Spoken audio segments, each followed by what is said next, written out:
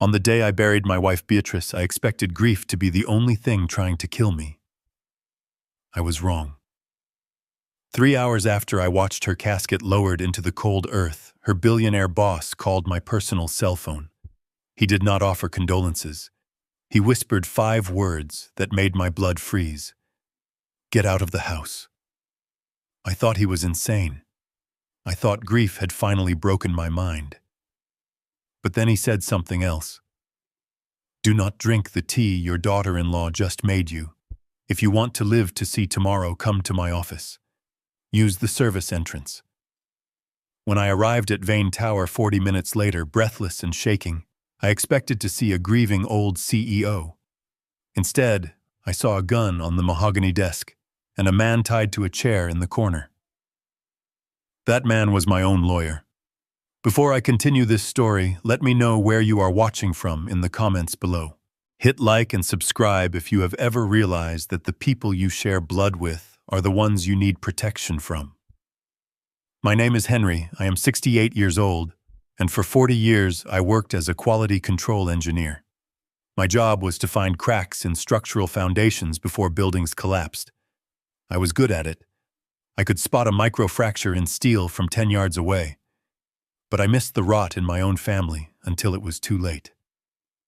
The collapse began at the cemetery. The sky over Chicago was a flat, bruised gray, threatening snow. It was fitting. I stood by the open grave, my hands clasped in front of me, staring at the polished mahogany box that held the only woman I had ever loved. Beatrice, my bee. She was the one who remembered birthdays. She was the one who smoothed over arguments. Without her, I felt like a man standing on a wire without a balancing pole. I waited for my son Brandon to step up beside me. I waited for a hand on my shoulder, a word of comfort, anything. Instead, I heard the sharp, rhythmic clicking of heels on the concrete path. Click, click, click. It was a sound of impatience, not mourning. Vanessa, my daughter-in-law, stood 3 feet away from me. She was wearing a black dress, but it was too tight, too short-cut, to show off her figure rather than show respect. She was typing furiously on her phone, the light from the screen reflecting in her oversized Gucci sunglasses. I leaned in slightly, needing to feel close to someone, and that is when I heard them. They thought I was deaf. Or maybe they just thought I was already dead, a ghost haunting a future they were eager to claim. "This is dragging on forever," Vanessa whispered, her voice a sharp hiss. "I have a nail appointment at 4. And did you see the plot? It is huge. We could fit 3 of him in there." "Shh," Brandon hissed back. But he didn't tell her to stop because it was disrespectful. He checked his watch, a heavy gold Rolex I knew he couldn't afford. "Just let the old man have his moment. We need him pliable for the signing tonight." The signing. The words hung in the cold air like exhaust fumes. I stiffened. My wife's body wasn't even cold, and they were talking about paperwork. I turned my head slowly.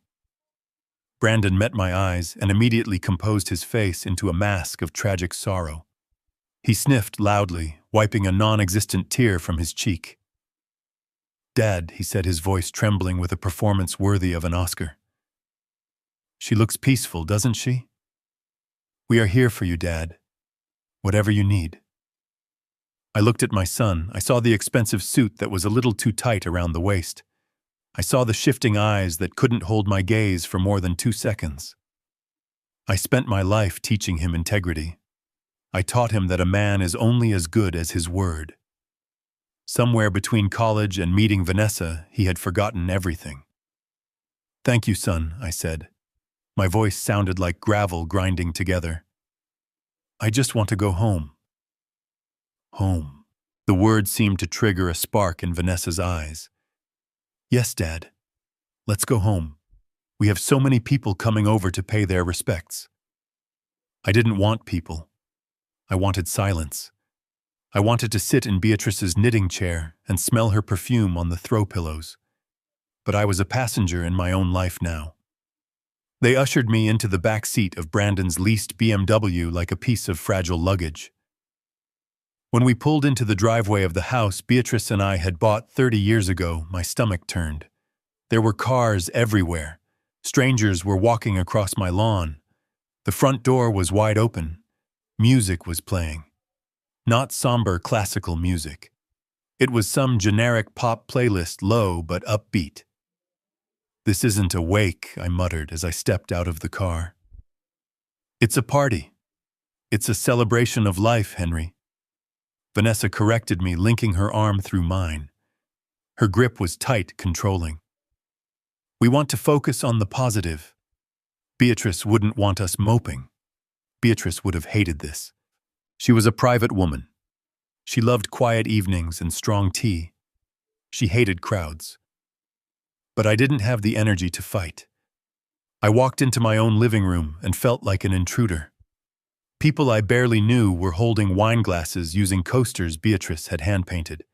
A man I think was Vanessa's personal trainer was leaning against the mantelpiece, knocking over a framed photo of our trip to Maine. He didn't even pick it up. I navigated through the crowd, heading for the kitchen to get a glass of water. That was when I saw the bags. 3 large black industrial trash bags sat in the hallway near the stairs. They were bulging. I stopped. My engineer's brain analyzed the shape of the objects inside. The sharp corner of a box, the soft curve of fabric. I reached out and untied the knot on the nearest bag. Inside was Beatrice's winter coat, the blue wool one she wore every Christmas. Underneath it was her collection of vintage cookbooks, the ones with her handwritten notes in the margins. "What is this?" I asked. My voice was low, but it cut through the chatter in the hallway. Vanessa appeared instantly, as if she had been tracking my movements.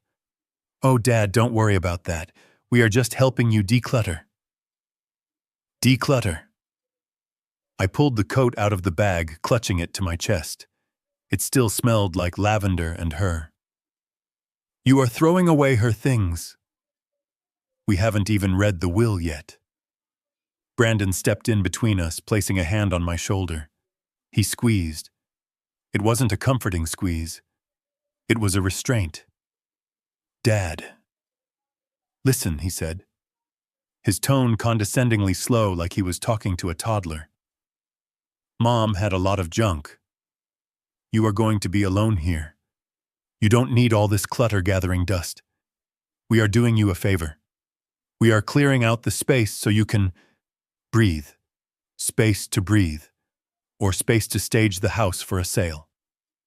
The thought hit me with the force of a physical blow. They weren't cleaning. They were erasing her. "Put it back," I said. I was shaking. Not from grief, but from a rage that was starting to kindle in my gut. Vanessa rolled her eyes. She actually rolled her eyes. "Fine. We will deal with it later. You are just emotional right now. Go sit down in the den. I will make you some tea. You look pale." I retreated. I didn't go to the den. I went to my home office at the back of the house. It was the only room with a lock. I turned the deadbolt and leaned against the door, gasping for air. My house, my sanctuary, it had been invaded. I looked around the room. My drafting table, my old schematics. And on the desk, my phone buzzed. It was a private number. I usually didn't answer unknown calls, but something inside me, some instinct honed by years of anticipating structural failures, told me to pick up. "Hello, Henry." The voice was gravelly, authoritative, and familiar. It was Richard Vane, Beatrice's boss for 20 years, the CEO of Vane Enterprises. Richard the First slumped into my desk chair. "Thank you for the flowers. It has been a hard day." "Listen to me very carefully," Henry Richard said. He wasn't using his polite CEO voice. He sounded urgent, intense. "Are you alone?" "Yes, I locked the door." "Good. Do not unlock it. And whatever you do, do not drink anything they give you. Not water, not tea, nothing." I frowned, holding the phone tighter. "Richard." What are you talking about? I am grieving. I don't have time for riddles. This isn't a riddle, Henry, Richard snapped. Beatrice came to me a week before she died. She gave me a file. She told me to open it only if she passed away suddenly. I opened it this morning. My heart hammered against my ribs. Suddenly, Beatrice died of a heart attack. She had a history of high blood pressure. It was natural. What was in the file, Richard, evidence, he said. Henry, Beatrice didn't just die. She was helped. And you are next. They need you out of the way to liquidate the estate. The world tilted on its axis. My son. My own blood. I looked at the family photo on my desk. Brandon at graduation, smiling. That is impossible, I whispered. Brandon is... He is weak, yes. But he isn't a killer. He is desperate, Henry. He owes money to people you do not want to meet. And that wife of his is pulling the strings. Listen to me. I have security footage Beatrice uploaded to a private server. I can't explain it over the phone. You need to get out of there. Now. A knock on the door made me jump. The doorknob rattled. Dad. It was Vanessa. Her voice was sweet, dripping with synthetic concern. Dad. I made you that tea. It's Earl Grey. Your favorite. Open up. I stared at the door. The tea. Earl Grey. How did she know I hadn't drank Earl Grey in 10 years? Beatrice drank Earl Grey. Vanessa didn't know me. She didn't know anything about me except my bank account number. Henry Richards' voice in my ear was a lifeline. Do not open that door. Is there another way out? The window, I breathed. There is a fire escape from the old renovation. Take it. Go to the main road. Call an Uber. Do not use your own car, they might have tracked it. Come to Vane Tower. Service entrance B. Code 7734. Do you understand? I understand. I hung up. I stood up. My knees popped. I was 68 years old. I had arthritis in my left hip. But fear is a powerful lubricant. I moved to the window, sliding it open as quietly as I could. Dad. The knocking became pounding. Brandon. He locked the door. He is having an episode. Break it down. I heard the heavy thud of a shoulder against the wood. Brandon played football in high school. The door wouldn't hold forever. I scrambled out onto the metal grate of the fire escape. The cold wind bit through my thin suit jacket. I didn't look back. I climbed down, my heart racing faster than it had in decades. I dropped into the bushes in the backyard, scratching my face on a branch. I ran. I ran past the cars of the strangers drinking my wine. I ran past the garden Beatrice had planted last spring. I ran until my lungs burned, and I was 3 streets away. I called a rideshare from a neighbor's driveway. The driver was a young kid playing loud rap music. I didn't care. Just drive, I told him. Downtown. 40 minutes later, I stood in front of the service elevator at Vane Tower. I punched in the code. 7734. It beeped green. The doors slid open. I rode up to the penthouse floor in silence, watching the numbers tick up. 40, 50, 60. When the doors opened, Richard Vane was waiting for me. He looked older than I remembered. His silver hair was disheveled, his tie undone. He didn't shake my hand. He motioned for me to follow him. We walked down a long corridor lined with modern art to his private office. He swiped a keycard and pushed the heavy oak doors open. Sit down, Henry, Richard said, pointing to a leather chair. I walked in, but I didn't sit. I froze. In the corner of the room, tied to a chair with zip ties, was a man in a wrinkled gray suit. There was a strip of duct tape over his mouth. His eyes were wide with terror. It was Gavin Mercer. My family lawyer. The man who had drafted my will. The man who was supposed to protect my interests. What? What is this? I stammered, pointing at Gavin. Richard, you can't just tie people up. This is kidnapping. This is an interrogation, Richard said calmly. He walked behind his desk and picked up a heavy file folder. He tossed it towards me. It slid across the polished wood and stopped at my fingertips. Read the label, Henry. I looked down. The label was handwritten in Beatrice's elegant script. Operation Golden Years. I opened the folder. The first page wasn't a legal document. It was a transcript. A transcript of a conversation between Gavin Brandon and Vanessa, dated 3 months ago. Vanessa, how long until the old man kicks the bucket? We can't wait 5 years. The interest on the loans is killing us. Gavin, we can speed it up.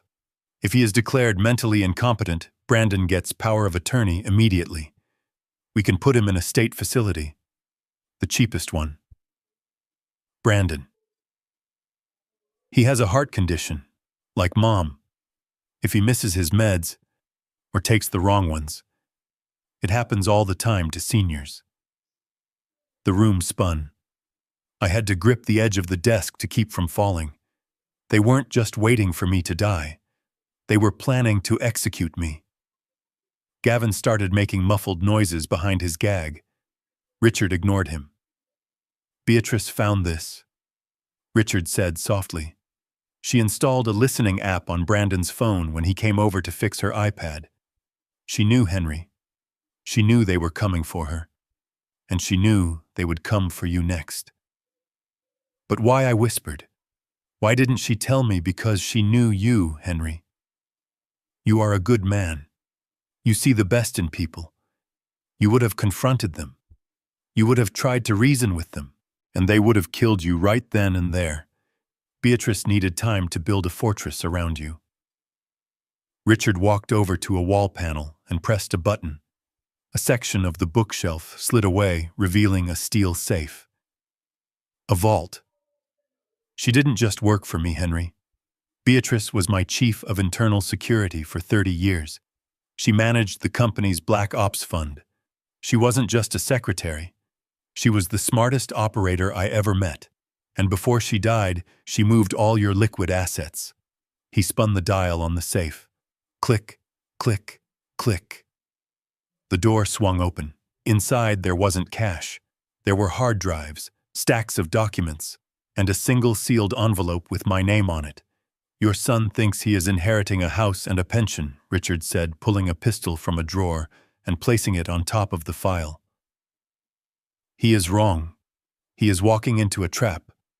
But to spring it, you have to go back there. Go back, I looked at Richard like he was crazy. You told me to run. I told you to run so I could brief you. Now you have to go back. You have to play the part they wrote for you. The confused, grieving, helpless old man. You have to let them think they have won. Because the moment they sign that deed... Richard smiled, but it wasn't a nice smile. It was a predator's smile. Beatrice's final gift to you triggers. And trust me, Henry, it is nuclear. I looked at the gun on the desk. I looked at the lawyer tied up in the corner. And then I looked at the envelope with Beatrice's handwriting. I reached out and took the envelope. I didn't open it yet. I felt the weight of it. It felt like a weapon. I took a deep breath. The engineer in me took over. The part of me that analyzed stress points and structural integrity.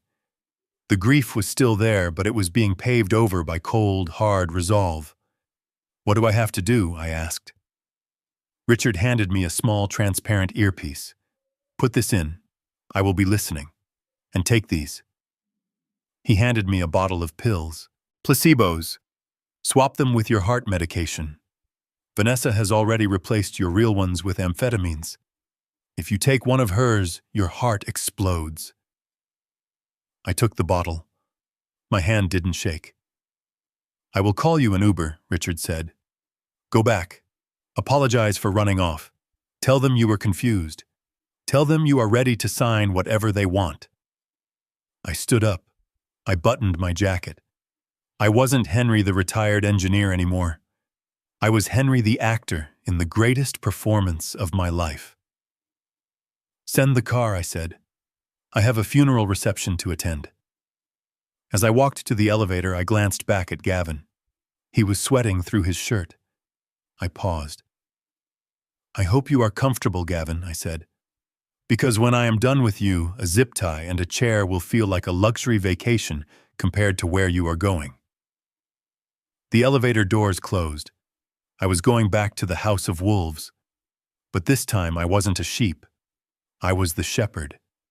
And I had a wolf trap made of steel. The car ride back to my own house felt like a transport to a federal prison. I sat in the back of the Uber clutching the small orange bottle of sugar pills Richard had given me. My thumb traced the ridges of the child-proof cap. This was my weapon. This was my shield. The earpiece in my left ear hummed with a faint static, a constant reminder that Richard was listening, recording, and watching my back. But he wasn't the one who had to walk through that front door. I was. I checked my reflection in the dark window. I messed up my hair, pulling a few strands loose. I untucked my shirt on one side. I rubbed my eyes until they were red and irritated. Then I did the hardest thing I have ever done. I poured a tiny splash of cheap whiskey, which Richard had thoughtfully provided not into my mouth, but onto my collar. I needed to smell like a failure. I needed to smell like a man who had tried to drown his grief and lost. When the car stopped, the house was dark except for the living room. The party was over. The strangers were gone. Now it was just the vultures picking at the bones. I took a deep breath, let my shoulders slump forward, and stepped out of the car. I made sure to stumble on the first step of the porch. I grabbed the railing, letting out a loud, pathetic groan. The front door flew open before I even reached for the handle. Vanessa stood there, silhouetted by the hall light. She wasn't wearing her funeral black anymore. She was in a silk robe that probably cost more than my first car. Her arms were crossed, her face twisted in a mask of annoyance that she didn't bother to hide. "Where the hell have you been?" she hissed, grabbing my arm and yanking me inside. "We have been calling you for 3 hours. Do you have any idea how embarrassing it was? People were asking where the grieving widower went. I had to tell them you were having a mental episode." I let her pull me. I made my legs heavy, uncooperative. I blinked rapidly, trying to focus on a point just past her left ear. I went to see her. I mumbled, slurring my words intentionally. I just wanted to see B one last time. But the bar didn't have her favorite wine. Brandon appeared from the kitchen. He was holding a tumbler of scotch. My scotch. The 18-year-old single malt I had been saving for my 70th birthday. He looked at me with a mixture of disgust and relief. "He is drunk," Vanessa Brandon said, taking a sip of my whiskey. "Look at him. He smells like a distillery." "Jesus, Dad. Mom is in the ground for 6 hours, and you are already hitting the bottle." I leaned against the wall, sliding down until I hit the floor. I put my head in my hands. It wasn't entirely an act. The exhaustion was real. The betrayal was real.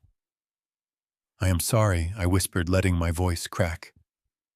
I don't know what to do without her. My chest, it hurts." Vanessa scoffed.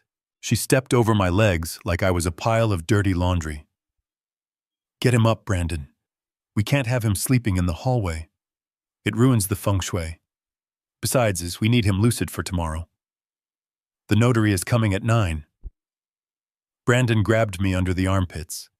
He was strong, stronger than he looked, but he was rough. He hauled me up and dragged me toward the living room. He didn't guide me. He manhandled me. He dropped me onto the leather recliner, the one Beatrice used to sit in to read her mystery novels. The leather groaned under my weight.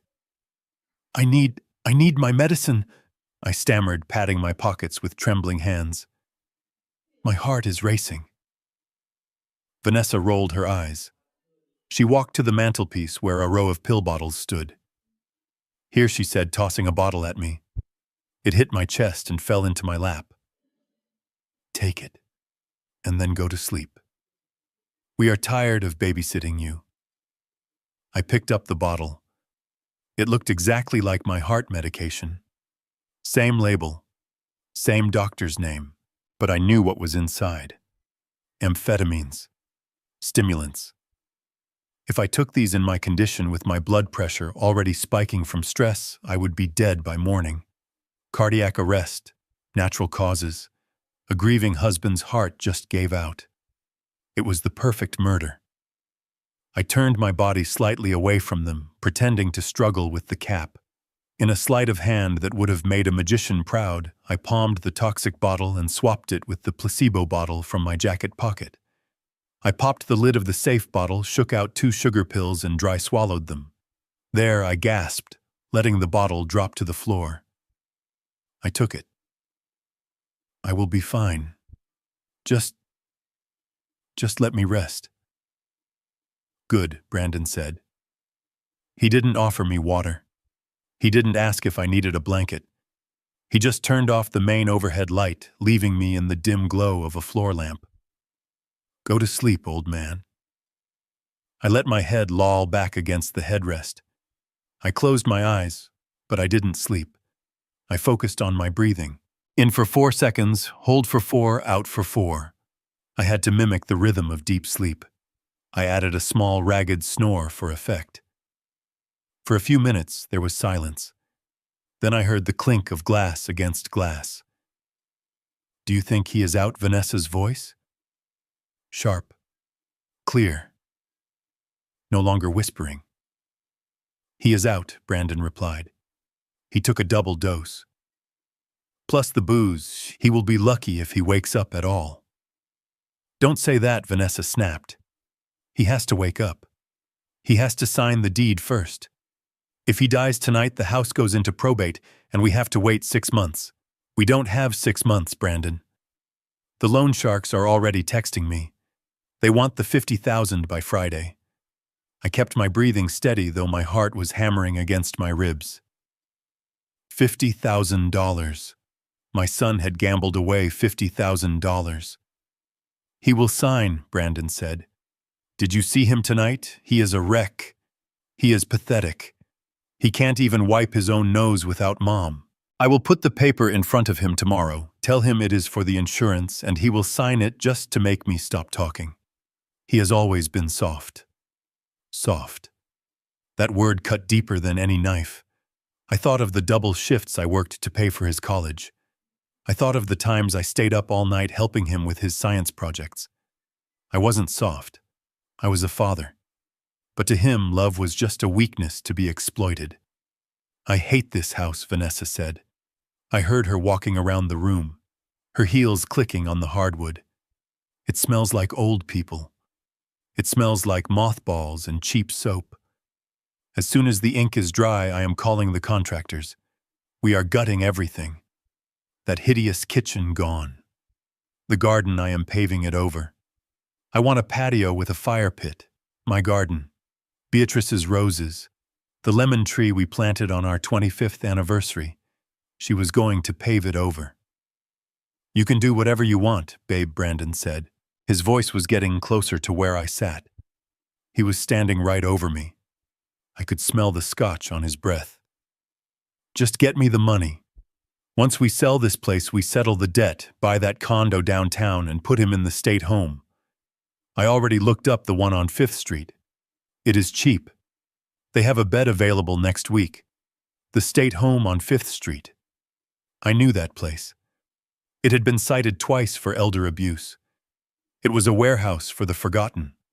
A place people went to die alone, surrounded by the smell of urine and despair. That was the retirement plan my son had for me. Are you sure he won't put up a fight? Vanessa asked. Look at him, Brandon laughed. A short, cruel sound. He is drooling. He is done, Ness. He has been done for years. Mom was the only thing keeping him vertical. Without her, he is just a waste of space. Honestly, we are doing him a mercy. Mercy. I felt a hand on my shoulder.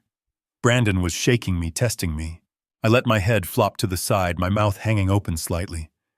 I forced myself to remain completely limp. "See out cold," Brandon said. "Come on," Vanessa said. "Let's go upstairs. I can't stand looking at him. It is depressing. And don't forget to grab the rest of the jewelry from the bedroom. The pawnbroker opens at 10. I heard their footsteps retreating. I heard them climbing the stairs to the bedroom I had shared with Beatrice for 40 years. I heard the door close. Only then did I open my eyes. The room was shadowy, but my vision was crystal clear. I wasn't drunk, I wasn't confused, and I certainly wasn't soft. The sadness that had been weighing me down all day began to evaporate, replaced by a cold, hard resolve. It was the same feeling I used to get when I inspected a building foundation and found a critical flaw. You don't cry over a cracked beam. You reinforce it, or you condemn the structure and tear it down. I sat up slowly, careful not to make the leather squeak. I reached up and tapped the earpiece. "Richard." I whispered, my voice barely audible. "I am here, Henry." Richard's voice was instant, clear, calm. I heard everything. "Did you record it, every word? The admission of the debt, the plan to defraud you, the intent to harm. It is all on the server." "Good," I said. I stood up. My legs felt strong. I walked over to the mantelpiece and picked up the photo of Brandon that sat next to the clock. It was taken when he was 10 years old, holding a fish he had caught. He looked so innocent then. I looked at the boy in the picture, and I said goodbye to him. The man sleeping upstairs wasn't that boy. He was a stranger, a predator. "What is the next move?" Henry Richard asked. I set the photo down face down. "I am going to check the traps," I said. Beatrice hid cameras in the bedroom. If they are looking for jewelry, they are going to trigger the motion sensors. I need to see exactly what they are taking. "Be careful, Henry. If they catch you awake, they won't." I cut him off. "They think I am a ghost. They think I am already dead. Let them think that. It makes it easier to haunt them." I took off my shoes, moving silently in my socks across the carpet. I wasn't a retired engineer anymore. I was a spy in my own home. I crept toward the hallway, toward the stairs, toward the truth that would destroy what was left of my family. And God help me, I was ready to pull the trigger. The morning sun filtered through the bay windows Beatrice had insisted on installing 10 years ago. It illuminated the dust motes dancing in the air, oblivious to the conspiracy unfolding beneath them. I sat at the head of the oak dining table, the same table where I had taught Brandon how to solve quadratic equations, and where I had held Beatrice's hand as we planned our retirement. Now it was a negotiation table, and I was the hostage. The smell of bacon and freshly brewed coffee filled the kitchen, a domestic perfume used to mask the stench of betrayal. Vanessa was humming as she moved around the island, flipping pancakes. It was a performance, a grotesque parody of a loving daughter-in-law making breakfast for a grieving father. "Good morning, Dad," Brandon said, placing a plate in front of me. He was already dressed in his best suit, the navy blue one I had bought him for his first interview. He looked sharp, professional, and entirely hollow. "Eat up. You need your strength. Today is a big day." I looked at the pancakes. They were slightly burnt at the edges. I picked up my fork, letting my hand tremble just enough to make the silverware clatter against the china. I needed them to see the frailty. I needed them to see a broken machine, not a man. "I am not very hungry," I mumbled, pushing a piece of bacon around the plate. I didn't sleep well. The house. It feels so empty without her.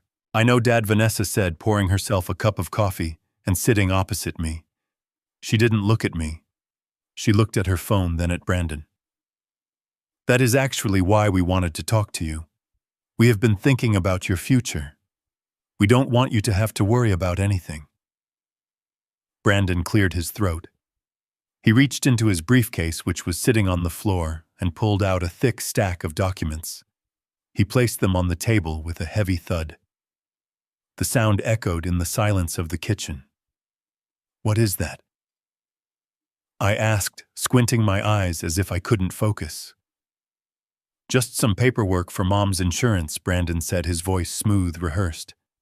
"And some standard updates for the house title. You know how the city is. They need to update the records now that Mom is gone. It is just a formality to make sure you are protected." Protected. The word hung in the air, heavy with irony. He slid the stack toward me along with a heavy, expensive fountain pen. "Just sign where the little yellow sticky notes are," he said, pointing to the bottom of the first page. "We have already reviewed everything with Gavin.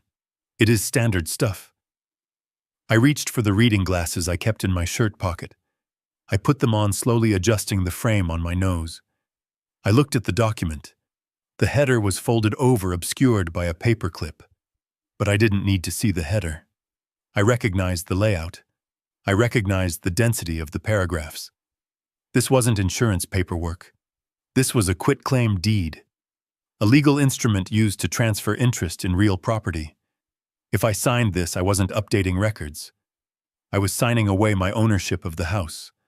I was making myself a tenant in my own home, subject to eviction at their whim. My heart hammered against my ribs, but my face remained a mask of confusion. I leaned in close to the paper, my nose almost touching the ink. "The print is so small," I complained, my voice whiny and thin. "Why do they make the print so small? I can't read this, Brandon." "What does this say?" Paragraph 4. "Grantor releases all claims." Brandon's jaw tightened. He exchanged a quick, agitated glance with Vanessa. "It just means you are releasing the insurance company from liability, Dad," he lied. "It is legal jargon. Don't worry about the fine print. That is what we pay Gavin for. Just sign the line. We have a notary coming in 20 minutes to stamp it." I looked at him. My son. Lying to my face about a legal document. I remembered teaching him the importance of reading every contract before signing. I remembered him sitting at this very table reading his first car loan agreement. I had been so proud of his diligence then. "Where'd that boy gone? I don't know," I said, pushing the paper away slightly. "I think I should wait. My eyes are blurry this morning. Maybe I should take this to my optometrist first, or have Richard look at it. He knows about business." Vanessa slammered her coffee cup down. Coffee sloshed over the rim, staining the white tablecloth. "Oh, for God's sake, Henry," she snapped. Her mask of kindness didn't just slip. It shattered. "We don't have time for you to drag this around town showing it to your senile friends. Richard Vane is a busy CEO. He doesn't care about your little house insurance," Vanessa Brandon warned, but she cut him off with a sharp wave of her hand. "No, Brandon. We are not doing this. We are not playing games." She turned her cold, predatory eyes on me. "Henry, listen to me. You are going to sign these papers. Today. Right now. Do you know why? Because you can't afford this house. The property taxes alone are $20,000 a year. The maintenance. The heating. Do you think your little pension covers that?" I shrank back in my chair, feigning fear. I have savings," I stammered. "Beatrice and I. We saved." "Beatrice is dead," Vanessa shouted. The words were like a physical slap. The kitchen went silent. Even Brandon looked shocked by her venom, but he didn't stop her. She leaned across the table, invading my personal space. Her perfume was overpowering, a sickly, sweet floral scent that made me want to gag. "She is dead, Henry. And you are alone. You are an old man with a heart condition who can barely walk up the stairs without wheezing. If you don't sign this, do you know what happens? The state takes the house to pay for your medical bills. You lose everything anyway. We are trying to save the asset. We are trying to keep the house in the family. We are trying to help you. She pointed a manicured finger at the signature line. Sign it. I looked at the pen. I looked at the paper. I looked at my son, who was staring at his shoes, refusing to meet my eyes. He was a coward. He was letting his wife bully his father out of his own home because he was too weak to pay his own gambling debts. I reached for the pen. My hand shook violently. I wasn't faking the tremor this time. It was rage. Pure white-hot rage coursing through my veins, but I had to channel it. I had to turn it into incompetence. Okay, I whispered. Okay. I don't want to lose the house. I will sign. I picked up the pen. I hovered the tip over the paper. Vanessa let out a breath she had been holding. Her shoulders relaxed. She thought she had won. She thought the checkmate was on the board. I moved my other hand to pick up my coffee mug, intending to take a sip to steady my nerves. I watched their eyes. They were glued to the pen. They were mesmerized by the ink tip that was about to give them $1 million asset for free. I chose my moment. I let my wrist spasm, a sharp, jerky movement that looked like a neurological misfire. My hand knocked the full mug of scalding hot coffee. It didn't just tip over. It launched. The dark brown liquid surged across the table like a tidal wave. It washed over the stack of documents. It soaked the quitclaim deed, instantly turning the crisp white paper into a brown, soggy mess. The ink began to bleed immediately. "Oh no!" I cried out, dropping the pen and jumping up, knocking my chair backward. "Oh, I am so clumsy. My hand, it just jumped," Vanessa screamed. It was a high, piercing shriek of pure frustration. She grabbed a napkin and frantically tried to blot the papers, but it was useless. The paper was disintegrating under her fingers.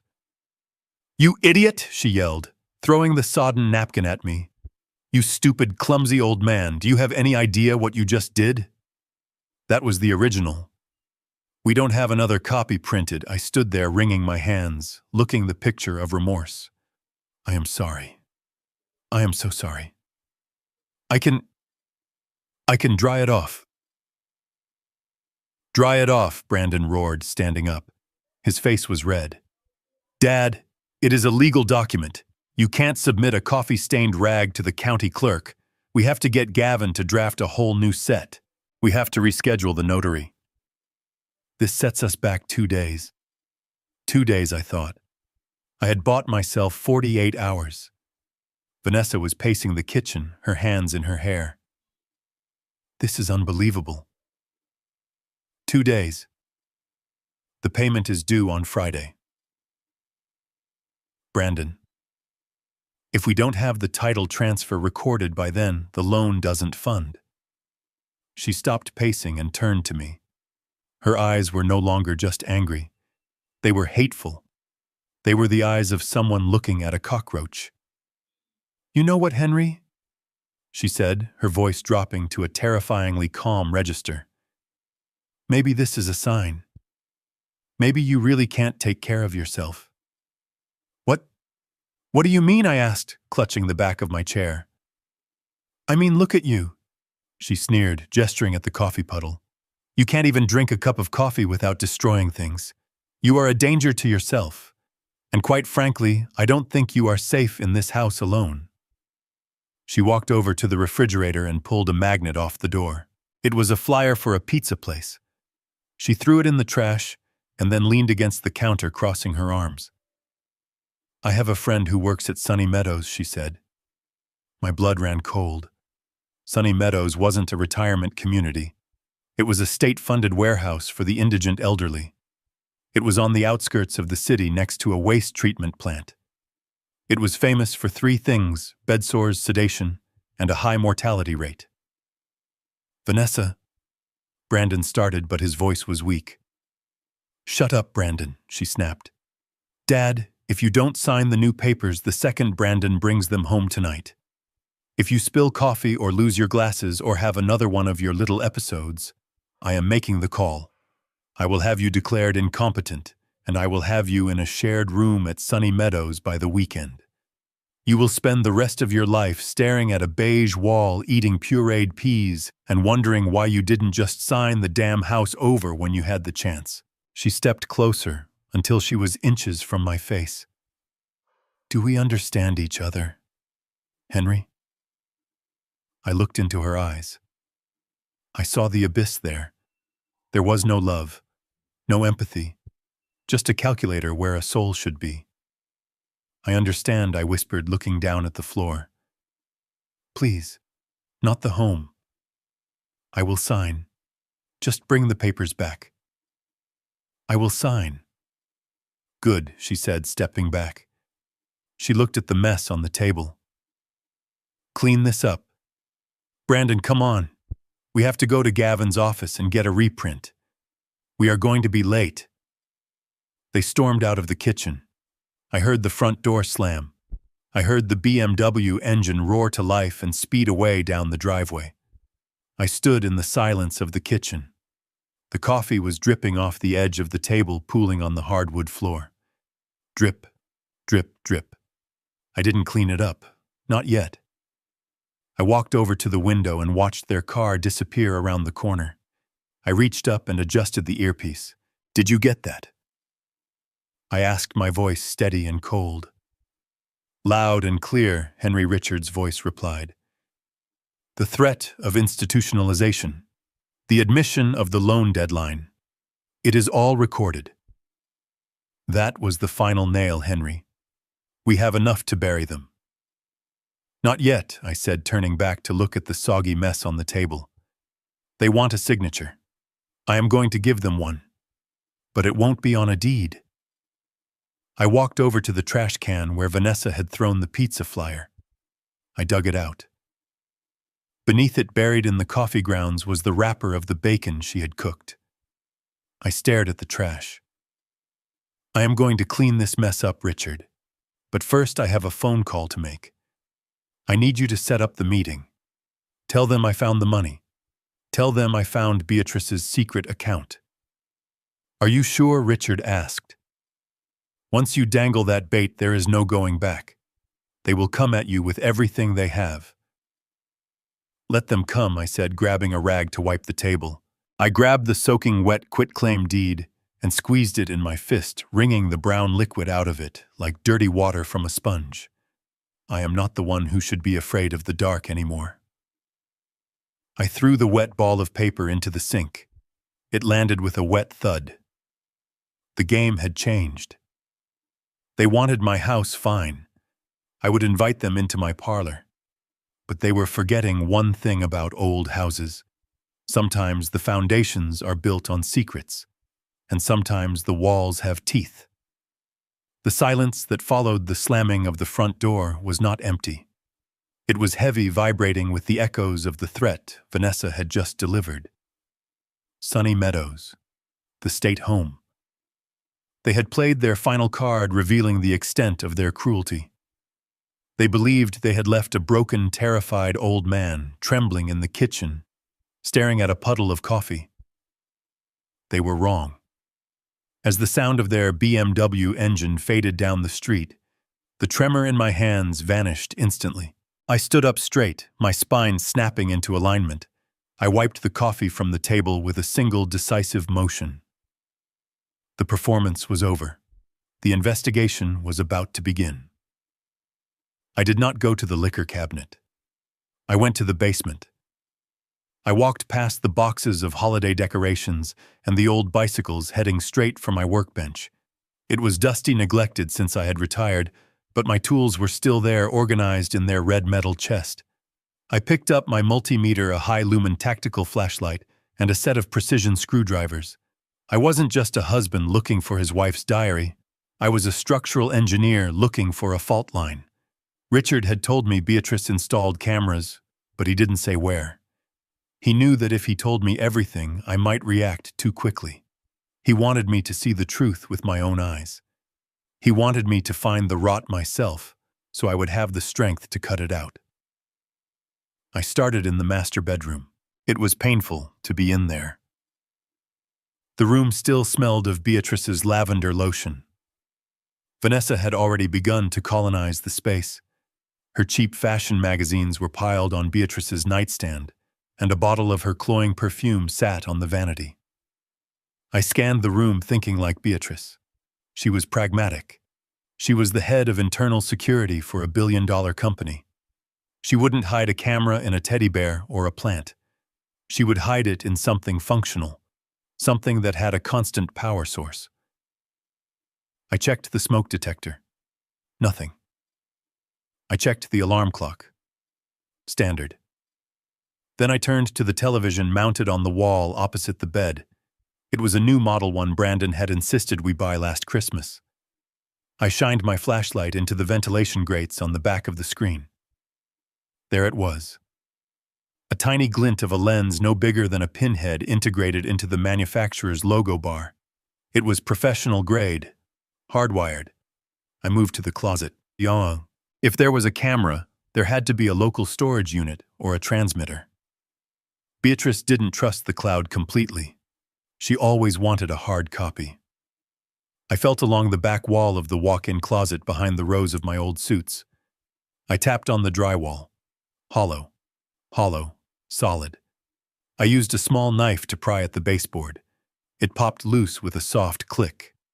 Behind it was a small fireproof safe box, recessed into the wall studs. It was a keypad model. I didn't need to guess the code. It was the date we met. August 12th, 1974, 081274. The lock beeped green and the door swung open. Inside there was no money. There were no jewels. There was a single silver iPad Pro and a black notebook. My hands steady until this moment began to sweat. I took the device and the book to the bed. I sat down on the side that used to be mine, the side that was now cold. I opened the notebook first. It was her handwriting. Sharp, angular, rushed. November 15th. Brandon asked for another $10,000. Said it was for a business investment. I tracked the transfer. It went to an offshore gambling site. He is drowning, and Vanessa is handing him the weights. December 3rd. Vanessa asked about the life insurance policy again. She tried to make it sound casual, but her eyes were hungry. She checked the expiration date on my heart medication bottle when she thought I was sleeping. December 20th. I am scared, Henry. Not of dying, but of leaving you alone with them. I feel heavy. My chest hurts more often. I went to the doctor and he said my levels were erratic. I am taking the pills, but they don't seem to be working. I think someone is tampering with them. I installed the system today. If something happens, I need proof. I closed the book. A cold dread settled in my stomach. Tampering. It wasn't just negligence. It was active malice. I picked up the iPad. It required a fingerprint or a passcode. I tried the date again. It unlocked. The screen was filled with video files. They were labeled by date and time. I scrolled to the bottom, to the last file. The date was 3 days ago, the day Beatrice died. I hesitated. My finger hovered over the play button. Did I really want to see this? Did I want to watch the moment my world ended? But then I heard Vanessa's voice in my head threatening to put me in a home. I heard Brandon calling me soft. I pressed play. The video was high definition, the audio crisp. It showed our bedroom. Beatrice was lying in bed reading. She looked pale. It was around 2:00 p.m. I was out at the grocery store. I remembered that day. I had gone to buy ingredients for her favorite soup. On the screen, Beatrice dropped her book. She clutched her chest. She let out a gasp, a wet, rattling sound that tore through my heart. She reached for the nightstand for the bottle of nitroglycerin pills we always kept there. Her hand swept across the wood. The bottle wasn't there. The door opened. Vanessa walked in. She was wearing her workout clothes, holding a green smoothie. She stopped at the foot of the bed. She watched Beatrice gasping, clutching the sheets. She didn't run to her. She didn't call 911. She took a sip of her smoothie. Help, Beatrice wheezed. Her voice was barely a whisper. Pills. Vanessa walked slowly to the vanity across the room. She picked up the small orange bottle. She shook it. The rattle of the pills echoed in the silent room. "Looking for these?" Vanessa asked casually. Beatrice reached out a hand, her face twisting in agony. "Please, Vanessa, please." "You know," Vanessa said, leaning against the dresser, examining her fingernails. "Brandon and I had a long talk last night. We are really tired of waiting. The market is crashing and we need cash. This house is just sitting here wasting equity. And you are just taking up space." Beatrice tried to sit up, but she collapsed back onto the pillows. Her breathing was becoming shallow, rapid. Vanessa walked over to the bed. For a second, I thought she might have a spark of humanity. I thought she might give her the medicine. But she didn't. She placed the bottle on the high shelf of the bookcase 6 feet off the ground, way out of Beatrice's reach. "You should have just signed the power of attorney last month," Vanessa said softly. "It would have been easier. But you always had to be so stubborn. You always had to be in control. Well, look at you now. Who is in control now?" Beatrice's eyes rolled back. Her hand fell limp off the side of the bed. The gasping stopped. There was silence. Vanessa stood there for a full minute, watching, checking. Then she walked over to the nightstand. She picked up the book Beatrice had dropped and placed it neatly on the table. She smoothed the duvet cover. Then she took the pill bottle from the shelf, wiped it with the hem of her shirt to remove her fingerprints, and placed it on the floor just under the nightstand, as if it had rolled off. She pulled her phone out. She composed her face. She practiced a look of shock in the mirror. Then she dialed. 911, help it. Is my mother-in-law. I think she is having a heart attack. I just found her. Please, hurry. The video ended. The screen went black, reflecting my own face. I sat there for a long time. I didn't scream. I didn't throw the iPad against the wall. The grief that had been drowning me for 3 days suddenly evaporated. It was replaced by something else. Something cold and hard and sharp. I had spent 40 years in construction and engineering. I knew that when a building has a structural failure, it is a tragedy. But when a building is brought down by controlled demolition, it is a crime. This wasn't a death. It was a murder. My wife hadn't died of natural causes. She had been executed by a woman who wanted a kitchen renovation and a man who was too cowardly to stop her. Brandon, my son. He wasn't in the room, but he was in the house. I checked the other videos. 10 minutes after the ambulance arrived, while the paramedics were working on Beatrice's body, the camera caught Brandon and Vanessa in the hallway. "Did you do it?" Brandon whispered. "She is gone, Brandon. It is over. We are free." He didn't cry. He didn't ask how. He hugged her. He hugged the woman who had just watched his mother die. I stood up. My knees didn't creak. My back didn't hurt. I felt a surge of energy that I hadn't felt in 20 years. It was the adrenaline of the hunt. I walked into the bathroom and splashed cold water on my face. I looked in the mirror. The sad, lonely widower was gone. Staring back at me was a man who had nothing left to lose. I went back to the closet and put the iPad and the notebook into my briefcase. I engaged the lock. Then I took out my phone and dialed Richard. Henry came the voice. "Did you find it?" "I found it," I said. My voice sounded strange to my own ears. It sounded dead. "And it is a homicide, Richard. They let her die." Vanessa withheld the meds. She staged the scene. There was a long silence on the other end. I heard Richard take a shaky breath. "I am sorry, Henry. I am so sorry. I suspected, but seeing it is different." "Do you have the copies?" I asked. "Yes." The server backed up the footage in real time. "We have it all. Good. Call the FBI contact you mentioned, but tell them not to move yet. Henry, you can't be serious. We have the evidence. We can arrest them now. No, I said. Arresting them is too easy. They will get lawyers. They will plead insanity or emotional distress. They will drag this out in court for years. I don't want them in a holding cell. I want them destroyed. I want them to lose everything before the handcuffs go on. What are you planning? They want a signature, Richard. They want the house. I am going to give it to them. I am going to give them exactly what they want. And then when they think they own the world, I am going to pull the floor out from under them. Set up the meeting for tonight. Tell them I am ready to sign the deed. And tell Gavin to be there. I want all the rats in one cage.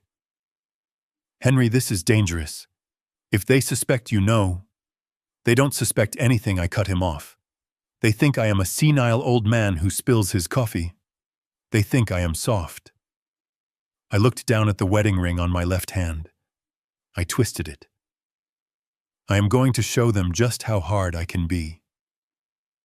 I hung up the phone. I walked downstairs to the kitchen.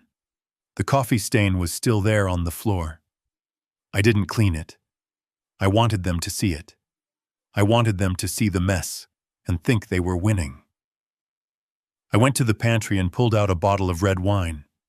Not a good one. A cheap cooking wine. I poured half of it down the sink, then splashed a little on my shirt. I gargled with it, letting the sour taste coat my tongue. I sat down in the living room chair facing the door. I placed the briefcase next to my feet. I rested my head back and waited. The sun began to set, casting long shadows across the room. The house grew dark. I didn't turn on the lights. I sat in the gloom watching the dust motes settle. I was the spider in the center of the web, and the flies were coming home. I closed my eyes and pictured Beatrice's face. Not the face in the video twisted in pain, but the face I loved. The face that smiled at me over breakfast. The face that had looked at me with trust. I promise you, Bea, I whispered into the darkness. They won't keep a single dime. They won't keep the house. They won't even keep their names. By the time I am done with them, they will wish they had died in that room with you. Headlights swept across the front window. The sound of the BMW engine purred in the driveway. Car doors slammed. Laughter. They were laughing. They were probably celebrating the new deed they had just drafted. The key turned in the lock. The door opened. "Dad, we are home," Vanessa called out, her voice bright and fake. I didn't move. I let a small, confused smile touch my lips. "I am in here," I called back, my voice trembling just enough. "I am ready." The show was about to begin, and this time there would be no intermission. The front door swung open, bringing with it a gust of cold evening air and the scent of expensive perfume. Vanessa walked in first, her phone already pressed to her ear, complaining to someone about the incompetence of notary publics. Brandon followed, carrying a takeout bag from a sushi restaurant. They stopped dead when they saw me sitting in the armchair, the single floor lamp casting long shadows across my face. I had positioned the briefcase prominently by my feet. Dad, Brandon asked, his voice thick with irritation. "Why are you sitting in the dark? Did you break a light bulb or something?" I didn't answer immediately. I let the silence stretch heavy and uncomfortable. I reached down and patted the leather briefcase. "I found it," I said softly. Vanessa ended her call. She squinted at me, stepping over the threshold. "Found what, Henry?" "If you found more old photos, we really aren't in the mood. We have had a hell of a day trying to fix your mess with the deed." "I found the money," I said. That stopped them. Brandon dropped the takeout bag on the hallway table. Vanessa took a step closer, her eyes narrowing. "What money?" Brandon asked. I leaned forward, putting on my best performance of a confused, overwhelmed widower. I was looking through Beatrice's knitting bag, the one she kept under the bed. There was a false bottom. I found a passbook. It is for a high-yield savings account at a private bank in the Caymans. I paused for effect. There is $580,000 in it, I whispered. The air in the room seemed to vanish. I saw the calculation happening in real time behind their eyes. 500,000. That was 10 times Brandon's gambling debt. That was enough for Vanessa's renovation, her new car, and her entire influencer lifestyle for a year. "Let me see, Vanessa," said her voice suddenly breathless. She lunged forward, her hand outstretched. I pulled the briefcase back, clutching it to my chest like a frightened child. "No," I cried out. "You can't just take it. It is complicated. The account is frozen. It says right here in the note that it can only be released with the signature of the primary beneficiary and the executor of the estate." Executor Brandon said, his voice trembling with greed. "That is me. Mom made me the executor." "Exactly," I said, nodding eagerly. "But it also needs Richard Vane's counter-signature because the account was set up through his company's pension fund." I watched them exchange a look. It was a telepathic conversation of pure avarice. The anger about the coffee stain, the threat of the nursing home, the contempt, it all evaporated instantly. It was replaced by a hunger so raw, it was almost animalistic. Vanessa was the first to switch masks. Her face, which had been twisted in a sneer just seconds ago, softened into a grotesque parody of concern. She walked over and knelt beside my chair. She put her hand on my knee. Her touch made my skin crawl, but I didn't flinch. "Oh, Dad," she cooed. "This is wonderful news. Mom was looking out for us even from heaven. 500,000. Do you know what this means? We can get you the best care. We can fix up the house." Brandon came over too. He sat on the arm of the chair, putting his arm around my shoulders. The same shoulders he had planned to throw into a state facility. "This is great, Dad. Really great. So can we get the money tomorrow? I think so," I said, blinking rapidly. "But I am so tired, Brandon. And my back hurts. Looking for this all day. It really took it out of me. I don't know if I have the energy to go to the bank tomorrow. Maybe we should wait until next week." "No," they both shouted in unison. Brandon cleared his throat, trying to lower his volume. No, Dad. You shouldn't wait. Money like that, you need to secure it. We should handle it first thing in the morning. But I am so stiff I whined. And I am hungry. I haven't eaten since breakfast. I tried to make a sandwich, but my hands were shaking too much. Vanessa stood up.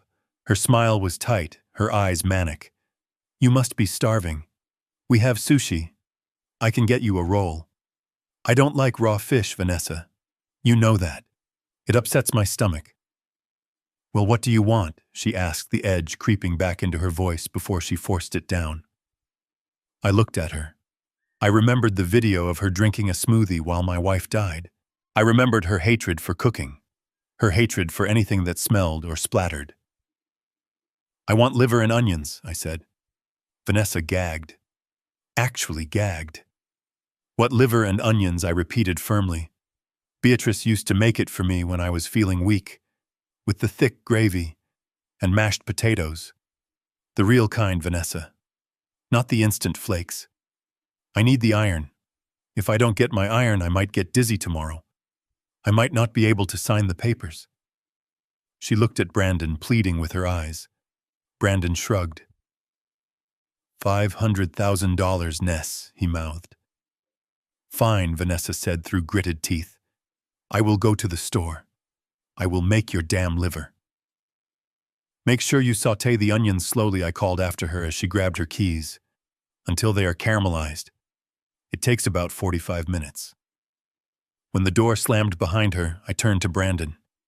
He was looking at his phone, probably checking the prices of sports cars. "Brandon," I said. "Yeah, Dad, my feet. They are killing me. It is the circulation. The doctor said I need to keep the blood moving or I could get a clot." "A clot?" Brandon looked alarmed. "We can't have you getting a clot before the bank opens. Exactly. I lifted my left foot and placed it on the ottoman. Could you rub them for me? Just for 20 minutes. Brandon stared at my foot. I was wearing old wool socks. I hadn't changed them in 2 days. Dad, surely you can. I groaned, clutching my chest. Oh, the stress. My heart is fluttering again. Maybe I should just go lie down. We can deal with the money next month. Brandon dropped to his knees so fast he almost hit his chin on the coffee table. No, don't get up. I will do it. Relax, just relax. He reached out and took my foot. I watched my son, the man who thought he was too good to work, the man who had called me a waste of space, begin to massage my aching arches. Harder, I instructed. You are barely touching me. Get your thumbs in there. He grimaced, but he pushed harder. I leaned back, closing my eyes. It wasn't about the massage. It was about the submission. It was about breaking the hierarchy he thought he had established. He thought he was the alpha male of this house. Now he was kneeling at my feet. Vanessa returned 40 minutes later. The house soon filled with the pungent metallic smell of frying liver. I could hear her in the kitchen cursing under her breath, slamming pans. She wasn't an influencer now. She was a servant. When she brought the plate out, she looked disheveled. There was grease on her silk blouse. Her hair was frizzy from the steam. Here, she said, slamming the plate down on the TV tray in front of me. Liver and onions. Happy it looks a little dry, I criticized, poking the meat with my fork. But I suppose it will do. Thank you, Vanessa. You are a good girl. She looked like she wanted to scream, but she forced a smile that looked more like a rictus of pain. Anything for you, Henry? I ate slowly. Every bite was a victory. I made them watch me eat. I made Brandon fetch me a glass of water, then send it back because it wasn't cold enough. I made Vanessa fluff my pillow.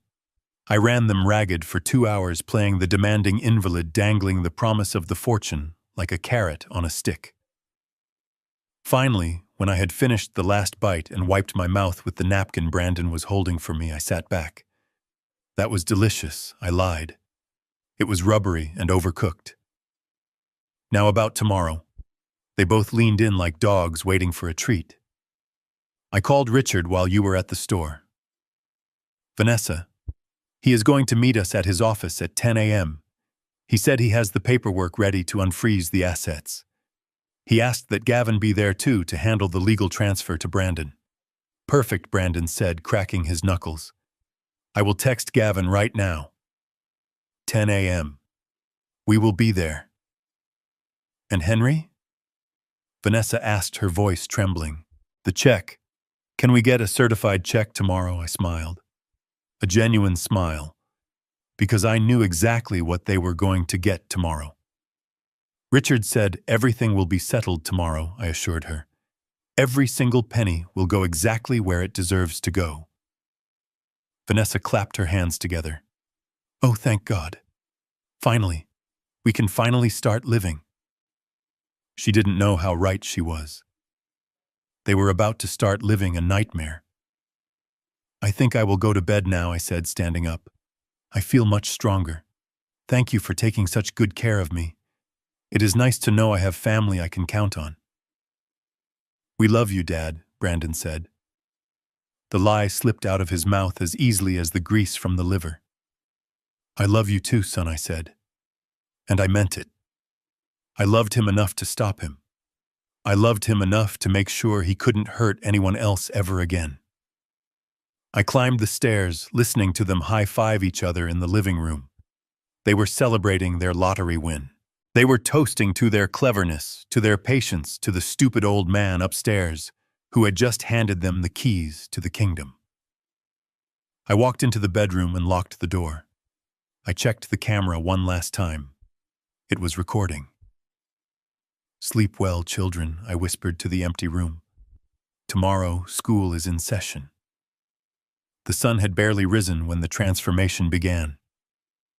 The house, which for days had felt like a funeral parlor, suddenly vibrated with a manic energy.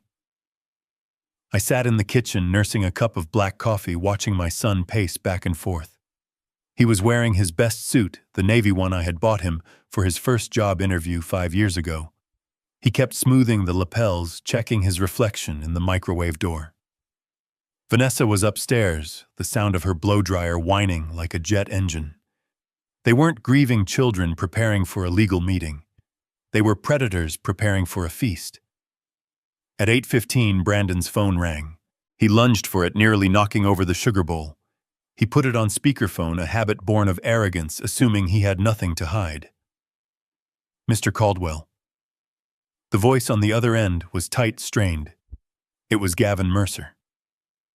I took a slow sip of my coffee to hide the small smile playing on my lips. I knew exactly why Gavin sounded like he was being strangled. He was likely staring at the barrel of Richard's gun or the grim face of an FBI agent while he read the script we had prepared for him. "Yes, Gavin, I am here," Brandon said, his voice dropping an octave to sound important. "Is everything set for the transfer?" "Yes," Gavin replied. His pause was a fraction of a second too long, but Brandon was too blinded by greed to notice. "I have spoken with the bank administrators and Mr. Vane. The supplementary codicil regarding the offshore savings has been verified. The funds are available. We just need to execute the final signatures at 10 o'clock. Brandon pumped his fist in the air silently. Verified. The magic word. "That is excellent news," Gavin Brandon said. "And the amount, just to be clear for my records, $582,000, Gavin recited. I saw Brandon's knees actually buckle. He grabbed the counter for support. A flush of red crept up his neck. "Understood," he managed to say. "We will be there." He hung up and let out a whoop that shook the light fixtures. Ness, get down here. It is real." Vanessa came thundering down the stairs. She was wearing a white dress that looked more appropriate for a yacht party than a lawyer's office. She had gold earrings the size of saucers. "Is it confirmed?" she shrieked, grabbing Brandon's shoulders. Verified. Brandon grinned, his eyes wild. 580 grand, baby. It is sitting there waiting for us." They hugged, jumping up and down in the middle of the kitchen, where my wife used to bake bread. I sat there invisible, a piece of furniture they had momentarily decided not to throw out. "Dad." "Did you hear?" Brandon turned to me, beaming. "It is all happening." "I heard," I said, keeping my voice tremulous. That is a lot of money, son. Please be careful with it. Beatrice worked very hard for that." "Oh, don't worry, Henry," Vanessa said, dismissing me with a wave of her manicured hand. "We know exactly how to handle high finances. You just worry about your blood pressure." Then the madness truly began. Most people would wait until the check cleared. Most people would wait until the money was safely in their account. But my son and his wife were not most people. They were addicts, and the promise of money was just as potent as the money itself. "We have 2 hours before the meeting," Vanessa said, checking her watch. "That is enough time. Enough time for what I asked. To upgrade our arrival," she declared. "We can't pull up to Vane Tower in that leased sedan. We are entering a new tax bracket, Brandon. We need to look the part. If you want to be treated like a millionaire, you have to dress the part." "But we don't have the cash yet," I ventured, playing the role of the cautious, annoying old man. Brandon scoffed. "Dad, it is called leverage. I have credit cards. I have the line of credit. I can max them out this morning and pay them off by lunch. It is how business works. You have to spend money to make money." He didn't know the first thing about business. He only knew about consumption. They left me alone in the house for 90 minutes. They didn't invite me. They told me to be ready by 9:45. I used that time to call Richard. "They are spending money they don't have," I told him. "Good," Richard said. His voice was grim. "The more debt they acquire this morning, the harder they fall. Gavin is ready. The FBI is set up in the conference room next door. We are going to let them sign the papers, Henry. We are going to let them think they have it. And then we are going to play the video. I hung up and waited. I walked around the living room touching the things they planned to throw away. The old clock. The velvet curtains. I said a silent goodbye to the house. It wasn't my home anymore. It was a crime scene. At 9:30, I heard the rumble of an engine. It wasn't the whine of their sedan. It was a deep, throaty roar. I looked out the window. Pulling into the driveway was a brand new silver Porsche 911. It still had the dealer stickers in the window. Brandon was behind the wheel wearing sunglasses. Vanessa was in the passenger seat laughing, her head thrown back. I walked out to the porch. Brandon got out of the car, slamming the door with a satisfying thud. He patted the hood like it was a loyal dog. "What do you think, Dad?" he asked, spinning the keys on his finger. "Zero down, high interest, short-term loan. The dealer practically begged me to take it when I showed him the email from Gavin." "It is very fast," I said. "It is a beast," he corrected me. "And look at this." Vanessa stepped out. She was holding several shopping bags. Saks Fifth Avenue, Neiman Marcus. She had changed her shoes. She was now wearing red-soled heels that I knew cost more than my first mortgage payment. "A little treat for the new matriarch of the family," she said, striking a pose. "And we got you something too, Henry." She tossed a small bag at me. I caught it. Inside was a tie. A cheap polyester tie in a garish shade of yellow. "For the meeting," she said. "You need to brighten up. You look like an undertaker." I held the cheap tie in my hand. They had spent thousands on themselves, leveraged against money that didn't exist, and bought me a $10 tie. It was perfect. It was the final insult I needed to steal my heart. "We should go," Brandon said, checking his new watch, another purchase, I assumed. "We don't want to keep the money waiting." I climbed into the back seat of the Porsche. It was small, cramped. I had to fold my legs awkwardly. Brandon revved the engine, peeling out of the driveway, leaving tire marks on the pavement. As we drove toward the city, they talked over each other, their voices high with adrenaline. "We should book that trip to the Maldives," Vanessa said. "First class." "I am done with Coach, and I am going to quit the firm on Monday," Brandon added. "I am going to start my own consultancy. With this capital, I can finally be my own boss. No more answering to idiots." I sat in the back, silent. I clutched my briefcase tight against my chest. Inside was the iPad. Inside was the truth. They were talking about the future. I was thinking about the past. I was thinking about the day Brandon was born. I remembered holding him, promising to protect him. And in a twisted way, that is exactly what I was doing. I was protecting him from becoming a monster. But the only way to kill the monster was to let it starve. We pulled up to Vane Tower. The glass building pierced the sky, gleaming in the morning light. "Here we go," Brandon said, turning off the engine. "The first day of the rest of our lives." He was right. But he had no idea just how short that life was going to be. We walked into the lobby. The security guard nodded at me. He knew who I was. He knew Beatrice. I saw a flicker of sadness in his eyes, but he remained professional. Brandon marched past him like he owned the building. "Penthouse," Brandon told the receptionist. "We are expected." We rode the elevator up. The silence in the metal box was thick. Brandon was tapping his foot. Vanessa was checking her makeup in the mirrored wall. I stood in the corner, the ghost in the machine. When the doors opened, the hallway was quiet. Too quiet.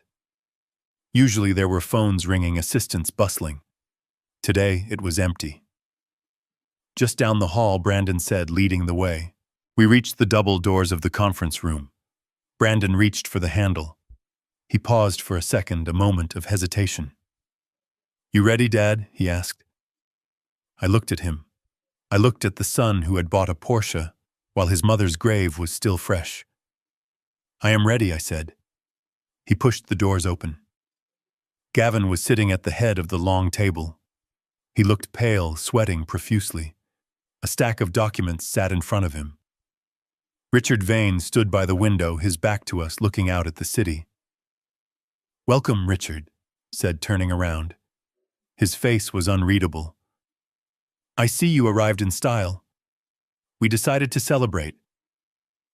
"Early," Vanessa said, dropping her shopping bags on a chair. "I hope you don't mind." "Not at all," Richard said. "Please, sit down." They sat. They didn't notice that the door behind them had clicked shut. They didn't notice that there were no glasses of water on the table. They only saw the papers. "Let's get started," Brandon said, pulling out his fountain pen. "Where do I sign?" Richard looked at me. I nodded. "Actually," Richard said, pressing a button on a remote control in his hand. "Before we sign the transfer, there is a small presentation Henry wanted you to see. It is a mandatory part of the verification process." A presentation. Brandon frowned. "Is this going to take long? The bank closes at 3. "It won't take long." I spoke up, my voice suddenly strong, clear, and devoid of the tremble I had faked for days. I walked over to the wall where the projection screen was descending. "It takes exactly 3 minutes," I said. Brandon and Vanessa turned to look at me. For the first time, they saw me. Really saw me. They saw that I wasn't shaking. They saw that I wasn't confused. They saw the cold, hard anger of a father who had been pushed too far. "Dad," Brandon whispered. "Watch the screen," I commanded. The lights dimmed. The projector hummed to life. And the image of our bedroom appeared. The elevator ride to the 45th floor was the longest ascent of my life, while the digital numbers on the display ticked upward, counting down the seconds to their destruction. Brandon and Vanessa were vibrating with an energy that was almost radioactive. They were high on the fumes of a fortune they had not earned and would never touch. Vanessa adjusted her oversized sunglasses, checking her reflection in the polished brass doors. She smoothed the fabric of her white dress, a garment that cost more than Beatrice and I used to spend on groceries in 6 months. She looked like a woman who had already won the lottery, oblivious to the fact that she was holding a losing ticket. When the doors slid open with a soft chime, we stepped into the reception area of Vane Enterprises. It was a space designed to intimidate all glass, chrome, and silence.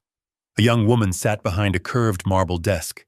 She was typing quietly, her demeanor professional and unassuming. This was Sarah, Richard's executive assistant for 10 years. Beatrice had mentored her. I knew Sarah. I knew she had a 2-year-old daughter and that she was one of the kindest souls in this building. But to Vanessa, she was just an obstacle. Vanessa marched up to the desk, her heels clicking aggressively on the marble. She didn't say hello. She didn't introduce herself. She simply tapped her manicured nails on the stone surface, demanding attention. "We are here for the meeting with Mr. Vane," Vanessa announced, her voice echoing in the quiet room. "And I would like a coffee. Espresso. Double shot. And make sure it is hot this time. The last time I was in a place like this, the girl brought me lukewarm sludge." Sarah looked up, blinking behind her glasses. She recognized me immediately. I saw her eyes widen slightly, a flash of recognition and sorrow, but she caught my subtle shake of the head. She composed herself, turning her gaze to Vanessa. "Mr. Vane is expecting you in conference room B," Sarah said politely. "I can certainly get you some water, ma'am, but our barista is currently on break." Vanessa let out a scoff that was pure, unfiltered arrogance. She leaned over the desk, invading Sarah's personal space. "The barista is on break, honey. Do you know who we are? We are retrieving over $500,000 today. We are Vane Enterprises' most important clients of the morning. I don't care if you have to brew it yourself or run down to the street. Get me my coffee, and get one for my husband. He needs to be sharp to count all that money." Brandon chuckled, stepping up beside her. "Yeah, chop chop, sweetheart. We don't have all day." I stood back watching this display of entitlement. It was the final confirmation. If I had held any lingering doubt, any shred of fatherly guilt about what was going to happen in the next 10 minutes, it evaporated right there. They treated people like furniture. They treated kindness like weakness. They were rot, and rot had to be excised. Sarah looked at me again. I gave her a small, sad smile. "I will see what I can do," Sarah said quietly. "Please go right in." Vanessa flipped her hair, turning away without a thank you. "Come on, Henry," she snapped at me. "Try to keep up. Don't drag your feet. We need you to look alive for at least another hour." We walked down the long corridor lined with abstract art.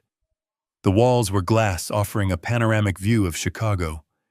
The city looked small from up here, insignificant. That was how they felt about everyone else. Small. We reached the double doors of Conference Room B. They were made of frosted glass, opaque and imposing. Brandon reached out and pushed them open. The room was freezing. That was the first thing I noticed. The air conditioning was cranked down low, chilling the sweat on my skin. In the center of the room was a long table made of dark walnut wood. At the far end sat Gavin Mercer. My lawyer looked like a man who was waiting for the executioner. He was pale, his skin having a gray, clammy sheen. He was sweating despite the cold. He had a stack of files in front of him, but his hands were gripping the edge of the table so tightly his knuckles were white. He didn't look up when we entered. He just stared at the wood grain trembling slightly. Richard Vane was standing by the window, his back to us. He was looking out at the skyline, his posture rigid. Mr. Vane, Brandon called out, striding into the room with his hand extended. "Good to see you again. Thank you for setting this up so quickly." Richard turned slowly. He didn't take Brandon's hand. He didn't smile. His face was a mask of stone. "Sit down," Richard said. His voice was low, devoid of the warmth he usually showed. Brandon faltered for a second, his hand left hanging in the air. He pulled it back, wiping it on his pants. "Right. Down to business. I like that." They sat on one side of the table. Vanessa threw her shopping bags onto an empty chair, the logos of luxury brands facing outward, as if to announce their status. I sat opposite them next to Gavin. I placed my briefcase on the table. So Vanessa began, unable to contain herself. "Where is it? Is it a wire transfer or a cashier's check?" "We prefer a wire, obviously. It is faster." Richard walked over to the head of the table. He pressed a button on the console built into the wood. Behind us, the heavy glass doors clicked. It was a mechanical, final sound. The electronic locks engaging. Brandon turned around, startled. "Why did the doors lock? Security protocol," Richard said smoothly. "When we deal with high-value asset transfers, we seal the room. No interruptions." "Oh," Vanessa said, relaxing instantly. "Very James Bond. I like it. It makes me feel rich already." She turned back to Gavin. "Okay, Gavin. Let's see the paperwork. Hand it over." Gavin didn't move. He didn't speak. He just kept staring at the table, a bead of sweat rolling down his temple. Gavin, Brandon asked, leaning forward. "Are you okay? You look like you are going to be sick." "Gavin is fine," I said. My voice cut through the room. It wasn't the voice of the confused old man anymore. It was clear. Steady. Brandon and Vanessa both turned to look at me. They frowned, sensing a shift in the atmosphere, but unable to place it. Dad, Brandon asked, "Why do you sound like that?" I reached into my pocket and pulled out the earpiece Richard had given me. I placed it on the table. Then I pulled out the bottle of placebo pills and set it next to the earpiece. "Sound like what, Brandon?" I asked, meeting his gaze. "Like a man who knows exactly what you did." Vanessa laughed, but it was a nervous, brittle sound. "What are you talking about?" "Henry. Stop being weird." "Gavin, give us the papers." We have a lunch reservation at noon. There are no papers, Gavin whispered. His voice was so quiet, it was barely audible. What Vanessa snapped. Speak up. There is no money. Gavin said louder, finally looking up. His eyes were red, terrified. There is no offshore account. There is no $500,000. It was a lie. The room went dead silent. You could hear the hum of the ventilation system. A lie. Brandon stood up, his chair scraping loudly against the floor. What kind of sick joke is this? We bought a car. We spent $20,000 this morning. What do you mean there is no money? Sit down, Brandon, Richard commanded. His voice boomed across the room. Who do you think you are talking to? Vanessa screamed, standing up to join her husband. This is entrapment. This is fraud. I am going to sue you. I am going to sue this entire company. Come on, Brandon. We are leaving. Grab your father. We are putting him in that home tonight. She turned to the door. She marched over and grabbed the handle. She pulled. It didn't budge. She pulled again, rattling the glass. Open this door, she shrieked. I told you, Richard said calmly. Security protocol. No one leaves until the transaction is complete. But there is no transaction, Brandon yelled, his face turning a blotchy red. You just said there is no money. Oh, there is a transaction, I said. I opened my briefcase. I took out the iPad. I walked over to the console where Richard was standing. We are not here to transfer money, I said, plugging the iPad into the system. We are here to transfer responsibility. I looked at my son. He looked confused, angry, and scared. He looked like a child who had been caught stealing, but he still didn't understand the magnitude of his crime. You wanted to know about Beatrice's legacy, I said. You wanted to know what she left behind. She left the truth. I pressed the button on the console. The blinds on the windows automatically lowered, plunging the room into a gray twilight. A large projection screen descended from the ceiling at the far end of the room. What is this? Vanessa whispered, backing away from the locked door. What are you doing? I am showing you the cost of your greed, I said. The screen flickered to life. The date stamp appeared in the corner. December 20th, 2:14 p.m. The image of our bedroom filled the wall. The image of Beatrice alive, reading her book. The color drained from Vanessa's face so fast, she looked like a corpse. She put her hand over her mouth. No, she breathed. Yes, I said. And then the video began to play. The first image that flickered onto the massive screen was not a bank statement or a routing number. It was the interior of my kitchen from exactly 24 hours ago. The angle was high and wide, capturing the entire room in brutal clarity. On the screen, I saw myself spilling the coffee. I saw the brown liquid spreading across the table. But more importantly, I saw Vanessa's face. The camera captured the twist of her lip, the sheer, unadulterated hatred in her eyes as she screamed at me. The audio filled the conference room, amplified by the surround sound speakers. Vanessa's recorded voice was shrill and piercing. You are a danger to yourself. I am making the call. You will spend the rest of your life staring at a beige wall. In the conference room, the real Vanessa gasped.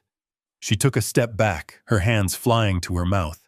She looked from the screen to me, her eyes wide with a mixture of confusion and dawning horror. That is illegal, she stammered, her voice trembling. You recorded us. You can't do that. That is an invasion of privacy. I didn't say a word. I just pointed at the screen. The scene changed. The date stamp in the corner read December 20th.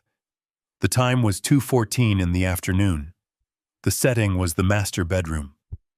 The room went deathly still. Brandon, who had been staring at the floor, slowly lifted his head. He recognized the date. He recognized the room. On the screen, Beatrice was lying in bed. She looked frail but peaceful. Then the spasm hit her. The speakers played the sound of her gasping for air, a wet, desperate sound that made my own lungs constrict. Then the door opened. On screen, Vanessa walked in. She was wearing her green workout gear. She was holding her smoothie. "No," Vanessa whispered in the conference room. "Turn it off. Richard, turn it off right now." She lunged toward the console, her fingernails clawing at the air, but Richard stepped in front of her. He didn't touch her. He just stood there, a wall of granite in a tailored suit. "Sit down, Mrs. Caldwell," Richard rumbled. "Watch." We watched. We watched Vanessa stand at the foot of the bed. We watched her sip her drink, while my wife, a woman who had welcomed her into our family, begged for her life. "Help," the recorded Beatrice wheezed. "Pills." The silence in the conference room was so heavy, it felt like it was crushing my chest. I looked at Brandon. His face was a mask of shock. He was staring at the screen, his mouth slightly open. He knew his wife was cold. He knew she was greedy. But seeing her casually murder his mother, that was a reality his weak mind was struggling to process. On the screen, Vanessa picked up the orange bottle. She shook it. The sound of the pills rattling was like a gunshot. Then she placed it on the high shelf. "You should have just signed the power of attorney," the Vanessa on the screen said.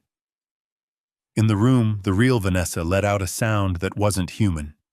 It was a high-pitched keen like a trapped animal. "It is fake," she screamed, spinning around to face us. Her face was blotchy, her eyes wild. "It is AI. You generated this. You are trying to frame me." "I never did that. I tried to help her." I stood up slowly. I walked over to where she was standing, trembling and lying. "You wiped the bottle, Vanessa," I said softly. My voice was calm, which seemed to terrify her more than if I had screamed. "You wiped your fingerprints off with your shirt." "Do you want me to fast forward to that part? Or maybe the part where you practiced your surprised face in the mirror before calling 911? She backed away from me until she hit the locked glass doors. She was shaking her head violently, tears of panic streaming down her face. "Brandon," she shrieked, "do something. He is lying. Tell them he is lying." Brandon didn't move. He couldn't take his eyes off the screen where the image of his dead mother was frozen in her final moment of agony. "You killed her," Brandon whispered. Vanessa froze. She looked at her husband. "We did this for us," she hissed, her voice dropping to a venomous whisper. "You said you wanted the money, Brandon. You said you wished she would just go. You said it." "I didn't say kill her," Brandon roared, finally standing up. He knocked his chair over. "I said I needed money. I didn't say watch her die." "You knew," she screamed back, pointing a shaking finger at him. "You knew I was going over there. You knew I hated her. Don't you dare play the innocent victim now. You spent the money before we even had it." I watched them turn on each other. It was inevitable. Rats always eat each other when the ship starts to sink. "There is no money, is there?" Vanessa asked, turning back to me. Her eyes were darting around the room, looking for an exit, looking for a weapon, looking for anything. "There never was," I said. "There is no offshore account. There is no $500,000. The only thing in that briefcase is the evidence of your crimes. You tricked us," she spat. "You lured us here." "I gave you a choice," I corrected her. "I gave you a chance to be decent. I asked you to clean up a coffee stain. I asked you to show kindness. You chose the nursing home. You chose greed." I looked at the screen one last time at Beatrice's face. "You wanted the house, Vanessa. You wanted the lifestyle.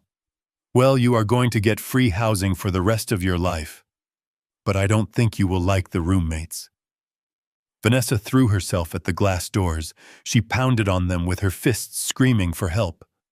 "Let me out! Help! I am being held against my will!" She grabbed a heavy crystal vase from the sideboard and raised it, intending to smash the glass. "That is enough," Richard said. He pressed another button on the console. The frosted glass of the conference room doors cleared instantly, becoming transparent. Standing on the other side were not secretaries.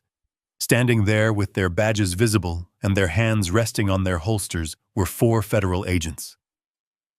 Vanessa dropped the vase. It shattered on the floor, sending crystal shards skittering across the carpet. She stood amidst the wreckage of the vase and the wreckage of her life, her chest heaving, her mouth opening and closing, but making no sound. The trap had snapped shut. The bait had been taken. And now the skinning was about to begin. The sound of the crystal vase shattering on the floor was the last noise Vanessa made before the silence of the law took over.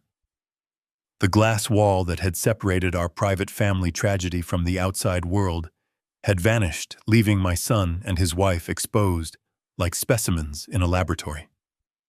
Standing on the other side were 4 individuals wearing FBI windbreakers. They did not look like the friendly neighborhood police officers. They looked like the end of the line.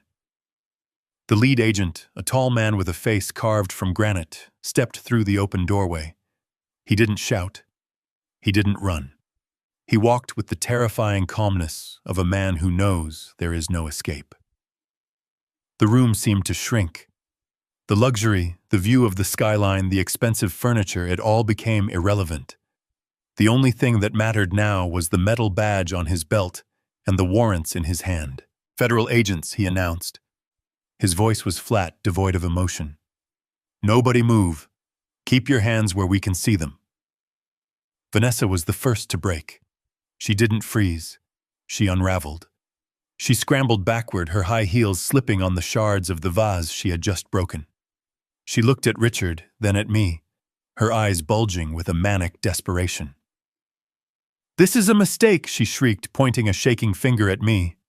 "He is senile. He doctored those videos. You can't come in here without a warrant. I know my rights. I have 1 million followers. You can't touch me." The agent didn't even blink.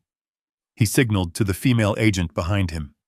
She moved with efficient speed, closing the distance to Vanessa in 2 strides. She spun Vanessa around, grabbing her wrist with a practiced grip. "Vanessa Caldwell," the lead agent read from a paper in his hand, "you are under arrest." "For what?" Vanessa screamed, thrashing, as the cold steel of the handcuffs clicked around her wrists. "I didn't do anything. I am a victim here." The agent looked at her, and then he began to read the list. It wasn't just a list of crimes. It was a eulogy for her life. "You are being charged with conspiracy to commit wire fraud. You are being charged with attempted grand larceny involving the assets of Henry Caldwell. You are being charged with violation of the Federal Elder Justice Act for the attempted coerced institutionalization of a senior citizen." Vanessa was sobbing now. Great heaving gasps of air. "But I didn't buy the dress," she wailed. "I didn't sign the loans. That was Brandon." The agent wasn't finished. He took a step closer to her. "And based on video evidence secured this morning, you are being charged with negligent homicide and depraved heart murder in the 2nd degree regarding the death of Beatrice Caldwell." The words hung in the air like smoke. Murder. It wasn't just neglect anymore. It was official. It was federal. Brandon, who had been paralyzed in his chair, suddenly lunged forward. He didn't lunge at the agents. He lunged at me. He fell to his knees, crawling across the carpet, ignoring the agents who were moving to intercept him. "Dad!" He cried out, tears streaming down his face. "Dad, please, you have to tell them I didn't know. I swear to God. Dad, I didn't know she withheld the pills. I just wanted the money. I didn't want Mom to die." I looked down at my son. He was clutching the leg of my trousers, the expensive fabric bunching in his fist. He looked pathetic. He looked like the little boy who used to hide behind my legs when it stormed. But that little boy was gone. This was a man who had stood by and let his wife call his father a waste of space. "Get up, Brandon," I said. My voice was quiet, but it cut through his sobbing. "Dad, tell them I am innocent." "You are not innocent, son," I said, looking him in the eye. You are just as guilty. You watched her die on the replay, and you worried about yourself. You drove a car bought with stolen credit to a meeting to steal my house. You are not a victim. You are an accomplice. Two agents hauled Brandon to his feet. He didn't fight them. He went limp, his body sagging as the reality of his future crashed down on him. The Porsche, the consulting firm, the Maldives, it all dissolved, replaced by a 6x8 concrete cell. And Mr. Mercer, the lead agent, said, turning his attention to Gavin. Gavin was still sitting at the table. He hadn't moved. He had placed his hands flat on the wood, palms down. He knew the game was over. He was a lawyer. He knew exactly how much jail time was in this room. I will cooperate. Gavin whispered, his voice trembling.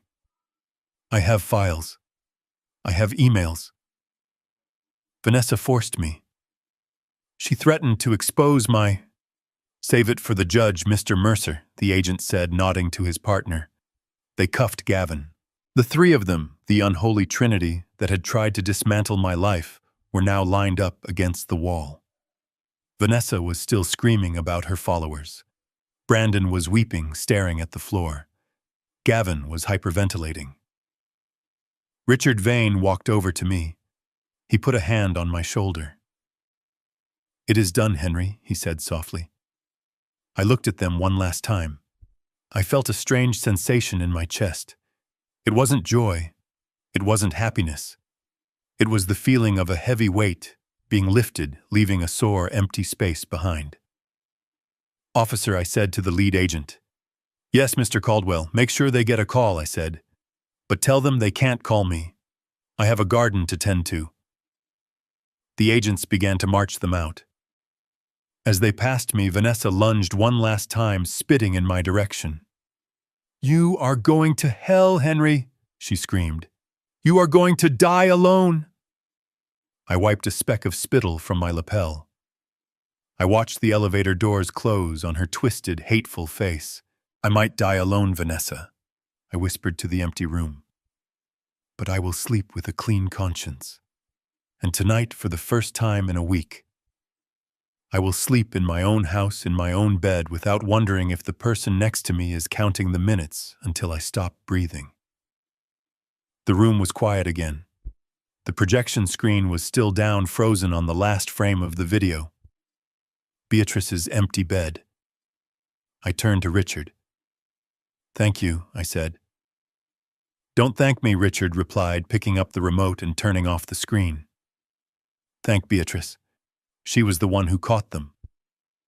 We just took out the trash. We walked out of the conference room, leaving the shattered vase and the ghosts of my family behind. The air in the hallway felt lighter, cleaner.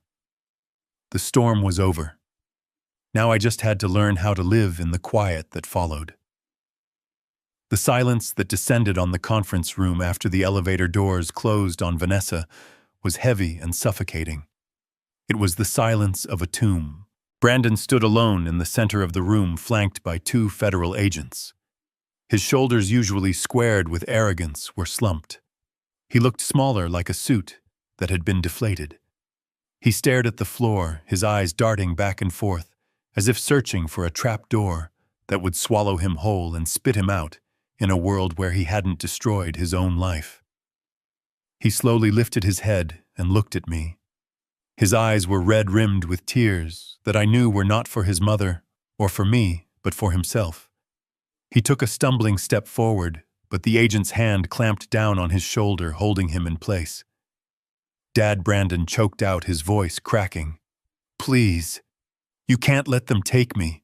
I am your son. I am the only family you have left. I looked at him. I looked for the boy I used to take fishing. I looked for the teenager I taught to drive. But those people were gone.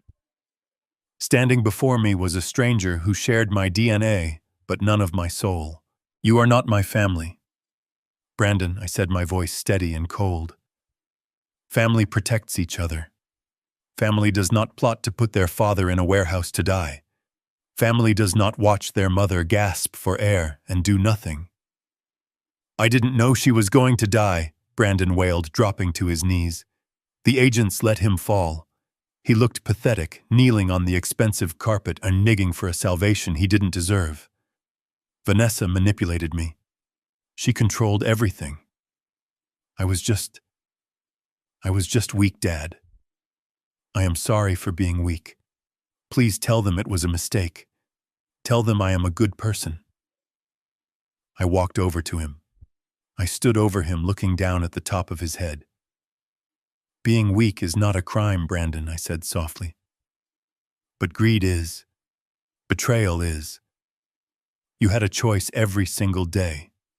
You could have called me. You could have told me about the debt. We would have figured it out. I would have sold the house to help you if you had just asked me with honesty.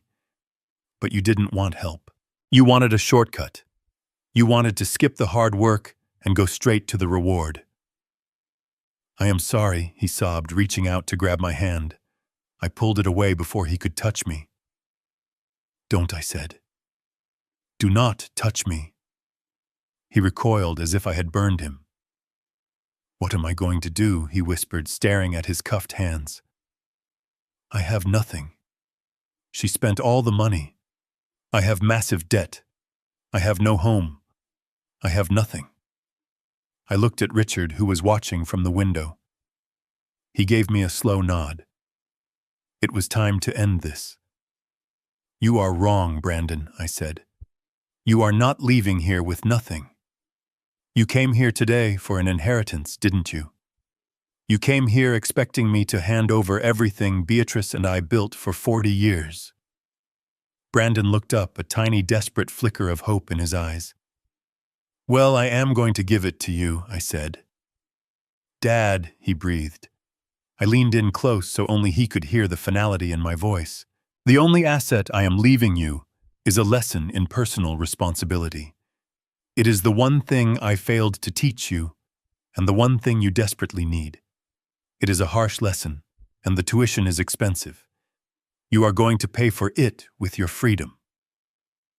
The hope in his eyes died, replaced by a cold, gray horror. Good luck in prison, son, I said, standing up and turning my back on him. Study hard. You have a long time to learn. Dad, no, Dad. Please, his screams followed me as I walked toward the door. Take him away, the agent ordered. I heard the scuffle of feet, the sound of a struggle, and then the heavy thud of the service elevator opening. I didn't look back. I walked out of the conference room and into the hallway. I felt a tear roll down my cheek, but I didn't wipe it away. I let it fall. It was the last tear I would ever shed for Brandon Caldwell. He was gone. And I was finally free. The week after the arrest was the quietest week of my life. The house that Brandon and Vanessa had been so desperate to steal was finally legally mine. But as I walked through the empty hallways listening to the floorboards creak under my feet, I realized something important. A house is just wood and brick. A home is made of people. And without Beatrice and with the memory of my son's betrayal stained into the very walls, this place was no longer a home. It was a mausoleum. I didn't waste time. I didn't spend months agonizing over the decision. I called a real estate agent on Monday morning. She was a nice woman, professional, the kind of person who drives a practical sedan and answers her phone on the first ring. When she walked in, she started talking about staging the furniture and waiting for the spring market to maximize the value. She talked about curb appeal and bidding wars. I stopped her in the middle of the living room. I told her I didn't care about the market. I didn't care about the highest bid. I wanted it gone. I wanted to hand over the keys and never look back. I told her to list it for a price that would make it sell in 24 hours. She looked at me like I was crazy. She told me I was leaving $200,000 on the table. I told her that peace of mind was worth more than money. We sold it 3 days later to a young couple. They were expecting their first child. I saw the way the husband looked at his wife with genuine protection and love, not the predatory hunger I had seen in Brandon's eyes. When I handed them the keys, I felt a physical weight lift off my chest. I left the furniture. I left the curtains. I took only my clothes, my tools, and the box of Beatrice's journals. The check for the sale was substantial. Combined with the insurance payout and the savings Richard had helped me recover, I was technically a wealthy man. I stared at the bank balance on my phone screen. It was just a number. To Brandon and Vanessa, that number was a god. It was the reason they had thrown away their souls. To me, it was blood money. It felt dirty. I couldn't spend it on a vacation. I couldn't buy a new car with the money that had essentially cost my wife her life. So I went back to Vane Tower. I sat in Richard's office, the same office where we had sprung the trap. The projection screen was up. The room was bright. "I want to give it away," I told Richard. He didn't try to talk me out of it. He didn't tell me to invest in stocks or buy a condo in Florida. He just nodded because he understood. We set up the trust that afternoon. We called it the Beatrice Caldwell Foundation. But I didn't want it to be just another charity that throws gala dinners and pats itself on the back. I wanted it to be a weapon. I wanted it to be a shield for people like Mipu. We designed the mission statement together. The foundation would provide free, high-quality legal aid to elderly people facing financial abuse from their families. It would pay for private investigators to uncover fraud. It would pay for emergency housing for seniors who had been kicked out by their own children. It would be the protector that I wish I had from the beginning. Signing the transfer documents was the most satisfying moment of the entire ordeal. I watched the millions of dollars drain from my account and flow into the foundation. I wasn't losing money. I was buying justice. I was making sure that what happened to Beatrice would not happen to anyone else, not if I could help it. Richard looked at the signed papers and then at me. "You know, Henry," he said, "Beatrice would be proud. She was always the one who wanted to save the world. You are finally finishing her work." I didn't cry. I had no tears left. I just felt a fierce, burning purpose. I hired Sarah, the receptionist Vanessa had insulted, to run the daily operations. I paid her double what she was making at the front desk. She had cried when I offered her the job. She told me she had been saving for a house for her daughter. I told her that good people deserve good things. I kept enough for myself to live simply. I rented a small cottage near the lake. It has one bedroom and a porch where I can watch the sun rise. It is small. It is quiet. But it is clean. There are no cameras hidden in the walls. There are no secrets. The last thing I did before leaving the city was to stop by the courthouse. I filed the paperwork to ensure that the foundation would run in perpetuity. Even after I am gone, the money will keep fighting. The house that greed built was gone. In its place, I had built a fortress of justice. And every time the foundation wins a case, every time we stop a greedy child from stealing a parent's dignity, it will be like Beatrice sending a little message from the other side. A message that says you can steal the money, but you can never steal the truth. 6 months later, I stood in a room that smelled of bleach and despair. It was the visitation center of the state correctional facility. I was not there because I missed my son. I was there because I needed to close the final door. When Brandon walked in, he was wearing an orange jumpsuit that hung loosely on his frame. He had lost weight. His hair, usually styled with expensive gel, was shaved close to his scalp. He sat down on the other side of the thick plexiglass and picked up the phone. I picked up mine. "Dad," Brandon said, his voice crackling through the receiver. "You came. I knew you would come." He didn't ask how I was. He didn't ask about the foundation.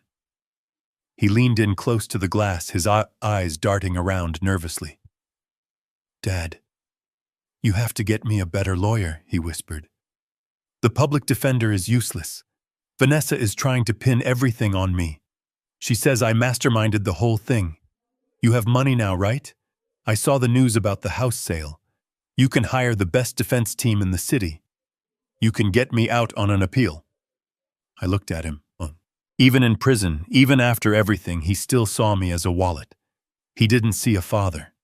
He saw a resource to be exploited. I am not here to hire a lawyer, Brandon, I said calmly. I am here to say goodbye. Goodbye. Panic flared in his eyes. What do you mean? You can't leave me here. It is hell in here, Dad. The food is inedible. The other inmates, they scare me. I don't belong here. You belong exactly where you are, I told him. You are right where your choices led you.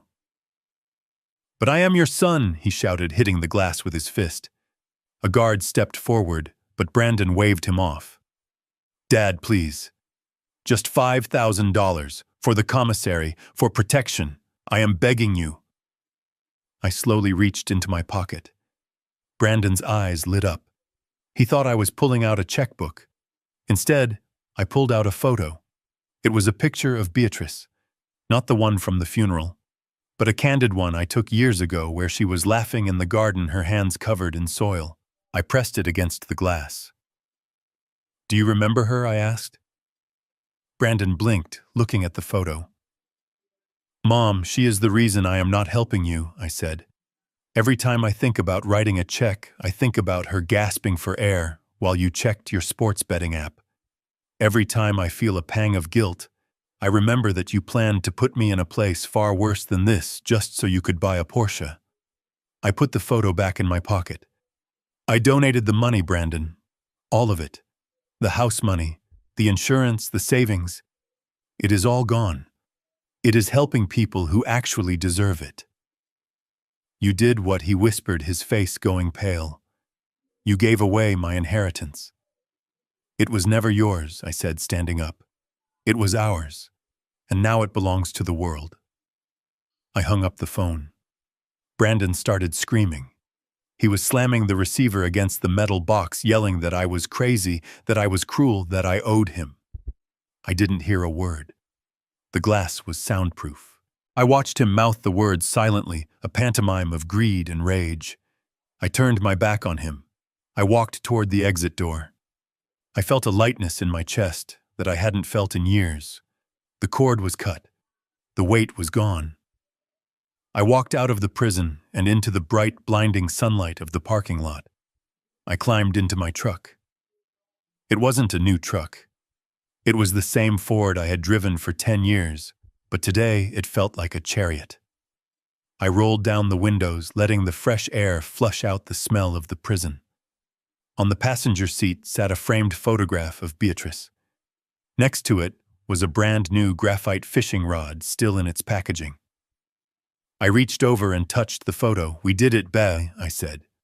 It is finished. I started the engine. The rumble of the motor was a comforting sound. I wasn't going back to the city. I wasn't going back to the shadows of the past.